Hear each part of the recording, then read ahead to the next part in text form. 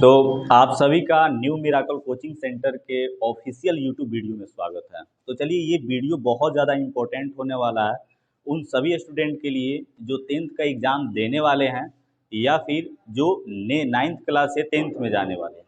चूँकि आज क्लास का लास्ट डे होने वाला है। ओके सर, चालू है। तो ये क्लास का आज लास्ट डे है।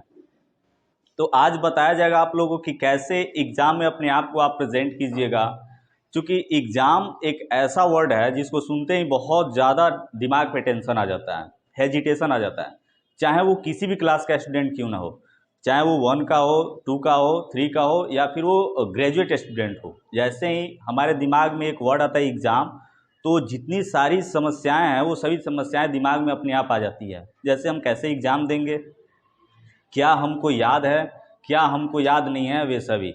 तो ये ज़्यादा से ज़्यादा ये वीडियो बहुत ज़्यादा इम्पोर्टेंट है इस पॉइंट ऑफ व्यू से कि हम लोग अपने आप को एग्ज़ाम में कैसे प्रेजेंट करेंगे। तो सबसे पहले जो एग्ज़ाम में बैठने वाले स्टूडेंट हैं उनको बेस्ट ऑफ लक एग्ज़ाम के लिए। अब एक आप लोग को एक बात बताते हैं कि हम एक अपने लाइफ में एक बहुत ही ज़बरदस्त मूवी देखे हैं। MS धोनी अनटोल्ड स्टोरी शायद उसका नाम था। MS धोनी के जीवनी के बारे में वो मूवी था, जिसमें MS धोनी एक वर्ड बताते हैं, एक शब्द बताते हैं कि अगर आप 1 साल तैयारी किए हुए हैं तो आपको एक दिन से फ़र्क नहीं पड़ता कि आप पढ़ें या फिर नहीं पढ़ें। अगर आप 1 साल तैयारी नहीं किए हैं उससे भी फ़र्क नहीं पड़ता है कि आप एक दिन पढ़ें या फिर नहीं पढ़ें। क्योंकि अब एग्ज़ाम आने में बहुत ज़्यादा दिन नहीं है, 2, 4, 5 दिन या फिर 10 दिन बचा हुआ है। तो जाहिर सा बात है कि आपके दिमाग में बहुत सारा क्वेश्चन उठता होगा कि हमको इस टॉपिक पे ये चीज़ याद है और ये चीज़ याद नहीं है। तो आपको एक बात गौर करना होगा कि बचे हुए समय में आप अपना सिलेबस कंप्लीट नहीं कर सकते हैं। अगर आपका कोई टॉपिक छूट गया है तो आप चाहे फिर से पढ़ के उसको कंप्लीट कर ले, तो चूँकि 10 दिन बचा हुआ है तो आप जो पहले से पढ़े हुए हैं उसको ज़्यादा देखना ज़रूरी है कंपेयर टू नए टॉपिक को पढ़ने से। तो आप पुराने पढ़े हुए टॉपिक को बार बार रिवाइज़ कीजिए और ज़्यादा टेंशन मत लीजिए कि हमको ये पढ़ना है, अब ये पढ़ना है, वो पढ़ना है। बस आप इतना दिमाग में रखिए कि हमको एग्ज़ाम में जा कर के बढ़िया से लिखना है। अच्छा, हम एग्ज़ाम में बढ़िया से कैसे लिख सकते हैं, इस चीज़ को ज़्यादा समझना ज़रूरी है कि एग्ज़ाम में लिखने के लिए सबसे ज़्यादा याद होना ही ज़रूरी नहीं है, आपका प्रेजेंस ऑफ माइंड भी बहुत ज़्यादा इंपॉर्टेंट है। क्योंकि आप जब एग्ज़ाम में बैठते हैं तो आपके दिमाग में बहुत ज़्यादा प्रेशर होता है कि हम क्या पढ़े हैं, क्या नहीं पढ़े हैं। या एग्ज़ाम देने से पहले भी ऐसा सिचुएशन आता है कि जब अचानक से हमारा जो माइंड है वो ब्लैंक हो जाता है, खाली हो जाता है कि क्या हम पढ़ें, हमको खुद पता नहीं रहता है कि हमको क्या याद है। तो इस स्थिति में आपको घबराने की कोई ज़रूरत नहीं है, क्योंकि आप पढ़े हुए हैं। अगर आप नहीं भी पढ़े हुए हैं फिर भी कुछ नहीं कर सकते हैं, और पढ़े हुए हैं फिर भी आप बहुत कुछ कर सकते हैं। तो वहाँ पे आपको अपना एकदम जो धैर्य है, उसको पैसेंस है, उसको कायम रखना चाहिए। और आप जब एग्ज़ाम सेंटर पे जाएं तो अपना जितना भी आपके दिमाग में जो भी बात चल रहा है उसको बाहर ही निकाल के रख दें कि आपको क्या आता है, क्या नहीं आता है। मार्कर होगा सर।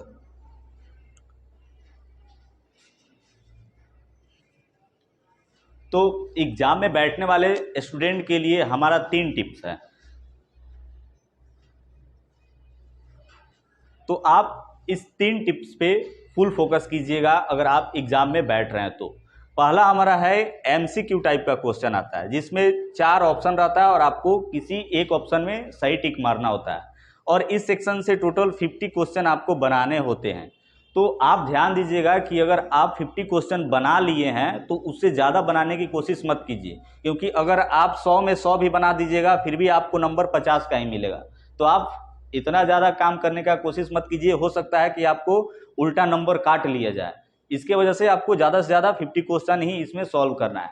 सेकंड, आपको क्या करना है, जब आप एग्जाम में बैठते हैं तो आप सबको पता है कि हमारे घर से जो बड़े लोग हैं या फिर जो टीचर्स होते हैं वो आपको एडवाइस देते हैं कि जो आपको याद है सबसे पहले उस क्वेश्चन को आप लिखिए सब्जेक्टिव में।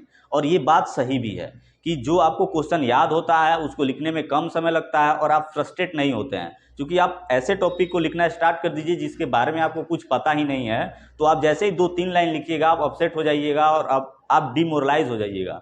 आपको लगेगा कि हमको कुछ आता नहीं है और आपका जो याद वाला जो चीज़ है ना वो भी गड़बड़ हो जाता है। इसलिए आप ज़्यादा से ज़्यादा ट्राई कीजिएगा कि जो आपको याद है सबसे पहले उस सेक्शन को हम कंप्लीट करें। ठीक है, उसके बाद आप लोगों को एक और सलाह हम देना चाहते हैं कि जब आप एग्ज़ाम सेंटर पे जाइए तो फुल फोकस्ड रहिए उस सब्जेक्ट के बारे में, ना कि आप किसी और सब्जेक्ट के बारे में सोचिए जो नेक्स्ट एग्जाम आने वाला है उसके बारे में, या फिर जो बीत गया है उसके बारे में। जो जहाँ पे आपका जो प्रेजेंट है, बस आपको प्रेजेंट के बारे में ज़्यादा से ज़्यादा सोचना है कि हम बस प्रेजेंट पे फोकस करें और जो क्वेश्चन आ रहा है उसको बढ़िया से लिखें। और बहुत सारा जो चीज़ है, जो टिप्स है, वो आप लोगों को सबको पता होगा पहले से, और बहुत सारे सर बता भी चुके हैं कि राइटिंग बहुत ज़्यादा इंपॉर्टेंट होता है किसी भी एग्ज़ाम में। जो आप लिख रहे हैं वो जो चेक करते हैं कॉपी, उनको समझ में आना चाहिए।